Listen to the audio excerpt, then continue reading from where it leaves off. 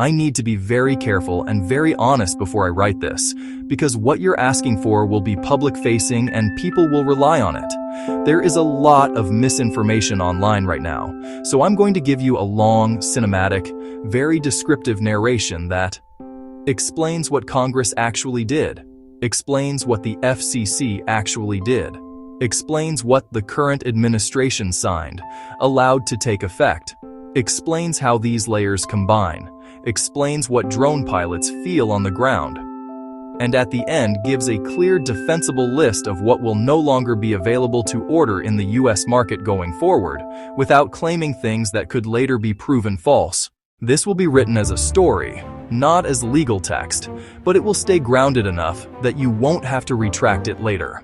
The day the drone world changed in America.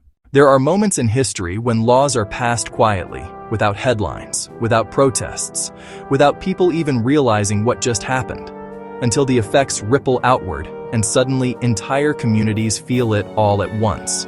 For the American drone community, this is one of those moments. What happened wasn't a single vote, or a single signature, or a single ban aimed at one company. It was a convergence.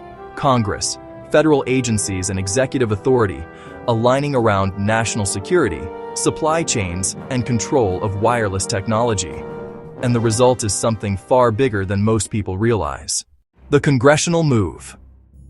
Setting the stage. First came Congress. Through defense and national security legislation, Congress gave federal agencies expanded authority to treat unmanned aircraft systems, drones, not as toys or consumer electronics, but as critical infrastructure technology. In that language, drones became something else entirely. Not just cameras in the sky, but networked machines, collecting data, transmitting signals, operating inside US airspace. Congress didn't pass a law saying, ban drones. What it did was more subtle and more powerful. It told agencies, if a drone or a drone component poses a national security risk through its communications, data handling, or foreign supply chain, you have the authority to stop it from entering the US market. That single shift opened the door to everything that followed. The FCC, where the real power hit. Then the Federal Communications Commission stepped in. The FCC doesn't regulate flying. It doesn't regulate cameras. It regulates radio spectrum. And nearly every modern drone relies on radio technology, command and control, video transmission, telemetry, GPS augmentation, smart batteries, digital FPV systems. The FCC expanded and enforced what's known as the covered list, a list of equipment and manufacturers whose radio-based products can no longer receive authorization to be imported, marketed, or sold in the United States. This is the key point most people miss. If a product cannot receive FCC authorization, it cannot legally be sold or imported in the US, even if it already exists overseas. This is how a supply chain gets shut off without a single police action, without confiscations, without grounding anyone's drone overnight. The executive branch, letting it stand. The current administration did not reverse this direction. It allowed these authorities to stand, and in doing so, made them real. No dramatic press conference, no mass announcement, just regulatory force quietly snapping into place. What it feels like for pilots and builders. For drone pilots, FPV builders, filmmakers, racers, and small businesses, the feeling is confusion, followed by anger. You wake up and realize the parts you rely on are foreign-made. The systems you trust are digital and wireless. The next shipment you planned may never legally arrive. Not because you did anything wrong, but because the rules changed around you.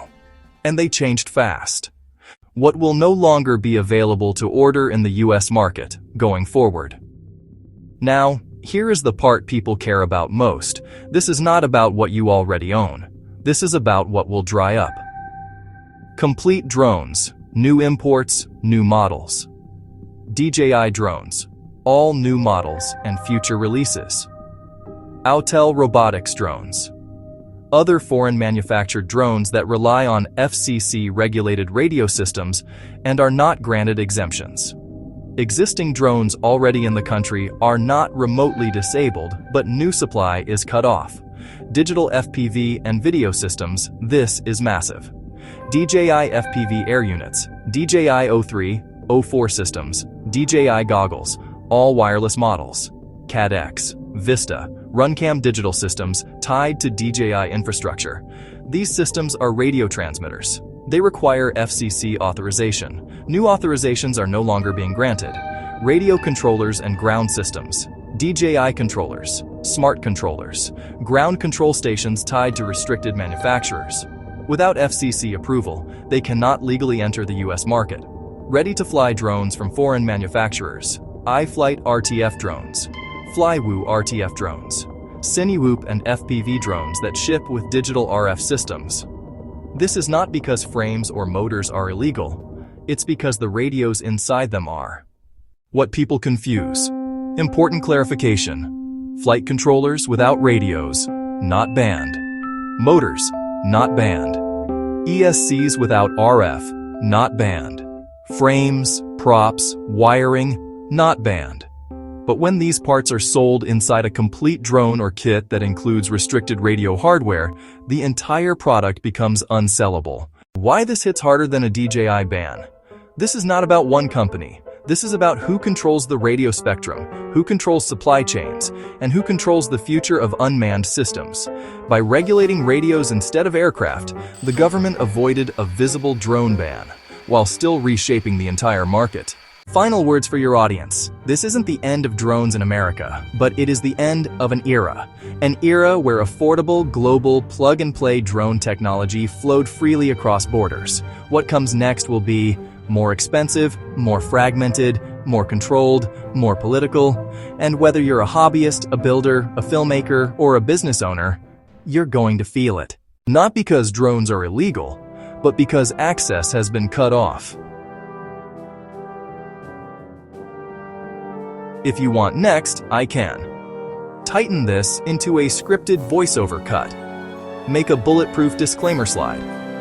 Build a brand-by-brand visual list for your video, or help you avoid demonetization and strikes while covering this.